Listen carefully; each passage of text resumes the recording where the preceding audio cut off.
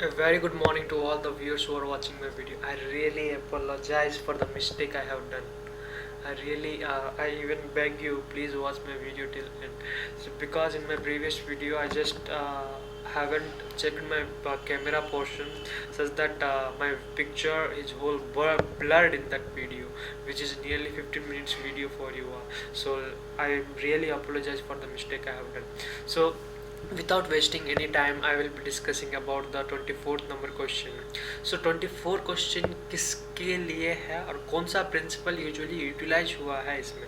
सो पहला है which one of the following act introduced the principle of constitutional autocracy.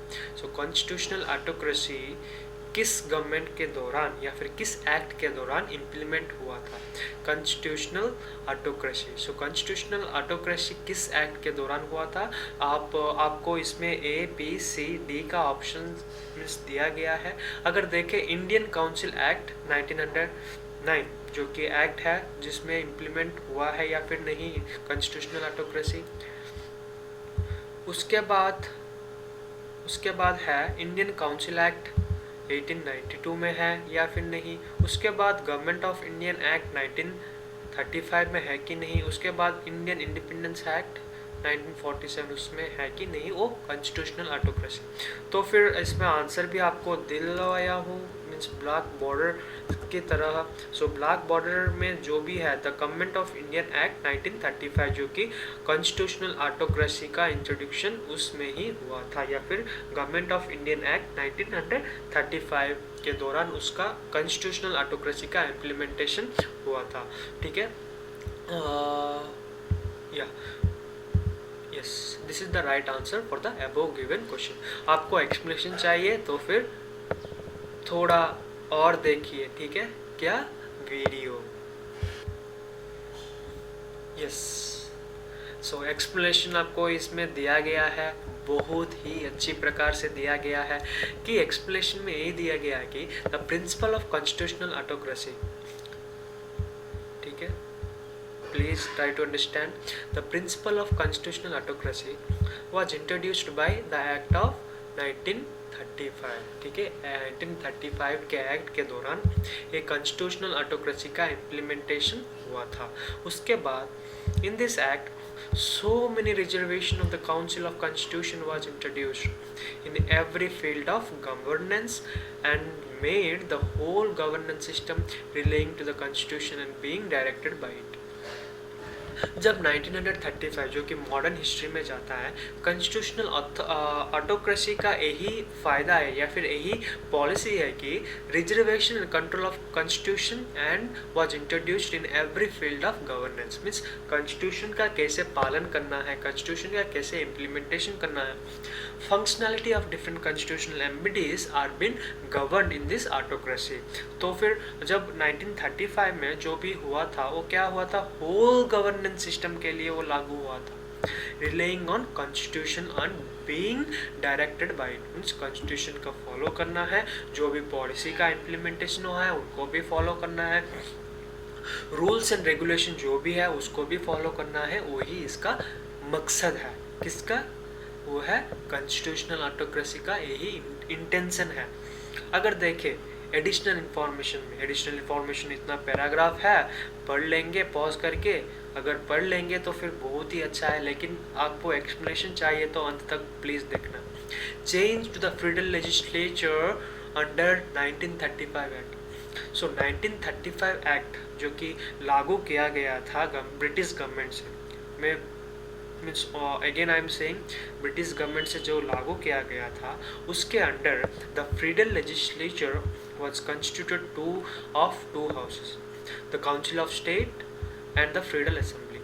वो to houses क्या क्या है. वो एक है काउंसिल ऑफ स्टेट, एक है फेडरल असेंबली जो कि फेडरल लेजिस्लेचर अंडर 1935 के एक्ट के दौरान वो कॉन्स्टिट्यूटेड ऑफ टू हाउस का कॉन्स्टिट्यूशन.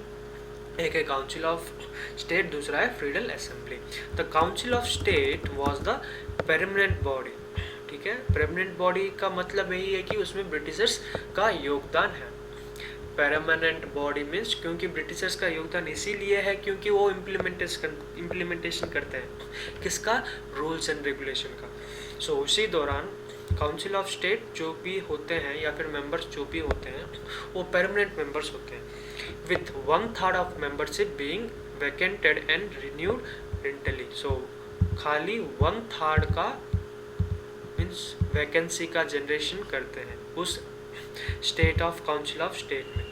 उसके बाद it was consist of 157 elected members of British India and not more than 104 for the British Indian state to be nominated by the ruler concerned। ठीक है, ये भी आपको ध्यान में रखना चाहिए कि 156 मेंबर से 104 from the Indian state, not more than 104 from the Indian state. 104 से भी बहुत कम लोग को उस काउंसिल में इम्प्लीमेंटेशन देते या फिर वैकेंसी का जनरेशन करते थे। किसका, किसमें, कौन सा स्टेट में, वो है काउंसिल ऑफ स्टेट्स में। वो भी आपको नोट में रहना चाहिए, वो भी आपको समझ आना चाहिए, जो कि मैं बोल चुका था कि change of federal legislative under 1935 act. उसके बाद the federal assembly whose duration was fixed for 5 years was to consist of 250 representatives of British India and more than 125 members from the Indian state। ठीक है, 250 members से वो क्या कर देते थे, 125 members from the Indian state, और बाकी कितना रहा, वो है 75 प्लस 50 कितना हुआ, 5 + 7 7 120। सो 120 मेंबर्स वो मीन्स खुद चुनते थे या फिर ब्रिटिश गवर्नमेंट से वो आता था। So federal assembly was whose duration was fixed for 5 years। So उस ड्यूरेशन का मीन्स उस फेडरल असेंबली का ड्यूरेशन कितना तक था, वो है ओनली 5 years। और रिप्रेजेंटेटिव कितने होते थे, 250। इंडिया से कितने belong, British India not more than 105 members from the Indian state. So 105 members से ज़्यादा वो अपॉइंट नहीं करते थे इंडियन लोगों को। उसके बाद the member of the federal assembly were to be elected indirectly by the members. जैसे कि जो भी असेंबली होता था वो क्या करते, डायरेक्ट इलेक्टेड नहीं करते थे, वो क्या कर देते थे, इनडायरेक्टली वो इलेक्टेड कर देते थे। वो भी एक मीन्स पॉइंट है जो कि फेडरल असेंबली में दिया गया है। उसके बाद for the provisional legislative assembly on the system of proportional representation with the single transferable vote, very very very important है, proportional representative with the single transferable vote. ये क्या है, प्रोपोर्शनल, जैसे कि हम जानते हैं ब्रिटिश इंडिया में वोटिंग सिस्टम बहुत ही कम मात्रा में होता था, वो कोई भी कर देते थे या फिर डायरेक्टली इलेक्ट कर देते थे। ये सारा क्या होता था, proportional representation with single transferable vote. जैसे कि या आपको समझ आ गया होगा, ट्रांसफरेबल वोट का मतलब है कि एक पर्सन है, दूसरा पर्सन है, एक वोट किया और वो दूसरा पर्सन को वोट कर सकता है। यही प्रोपोर्शनल ट्रांसफरेबल वोटिंग सिस्टम है जिसे कि ब्रिटिशर्स में लागू किया गया है। The members from the state were to be nominated by the rulers. Okay, rulers means जो भी गवर्नर जनरल था वो क्या करता था, the members of the state were be nominated by the rulers, means under certain ruler they are been nominated। okay, जैसे कि हमारा जो भी महाराज है वो है कृष्णचंद्र गजपति महाराज, जो कि फर्स्ट प्रेसिडेंट या फिर प्राइम मिनिस्टर ऑफ उड़ीसा भी कहते हैं। Residual of legislative power were to be vested by the governor general in the matter of enlistment of the subject either in the federal legislative or in the provisional legislative list of the concurrent list। so जो भी list prepare करते थे या फिर elect जो भी होते थे वो किसके अंडर होते थे, वो है गवर्नर जनरल के अंडर ही होता था। जो भी एनलिस्टमेंट, लिस्टिंग, प्रोपोर्शनल, वो सारा गवर्नर जनरल के अंडर ही होता था, जो कि लेजिस्लेटिव लिस्ट में वो आता था। तो आशा करता हूँ कि आपको एडिशनल इन्फॉर्मेशन और federal legislative council of state वो सारा समझ आ गया है। तो फिर धन्यवाद।